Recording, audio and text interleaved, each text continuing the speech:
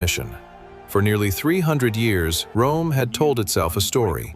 One senate, one people, one emperor, one eternal city at the center of it all.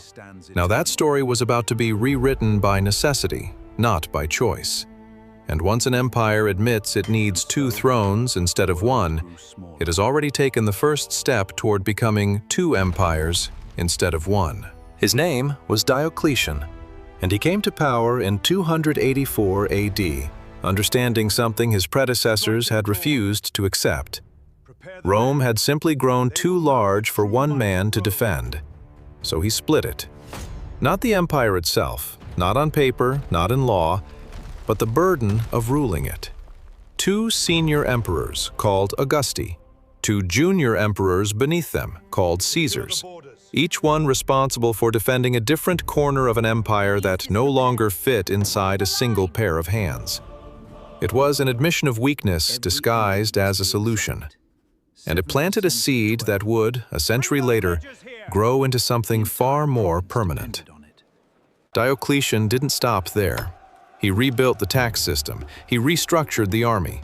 He tried, and largely failed, to freeze prices across the empire by law, only to watch merchants simply stop selling rather than sell at a loss. Some reforms held. Others collapsed the moment they met reality.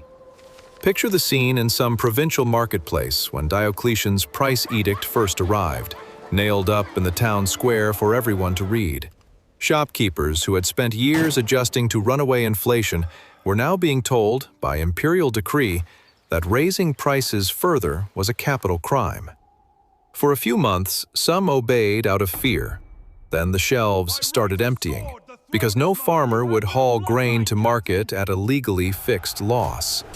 Within a generation, the edict was quietly abandoned, a monument to how even an emperor with absolute authority couldn't simply legislate an economy back into health. And then Diocletian did something almost no Roman emperor had ever done before him. He retired, willingly, alive. His careful four-man system didn't survive him. Civil war returned almost immediately, and out of that chaos rose a general who would reshape the empire more than anyone since Augustus himself: Constantine. Constantine changed everything, twice.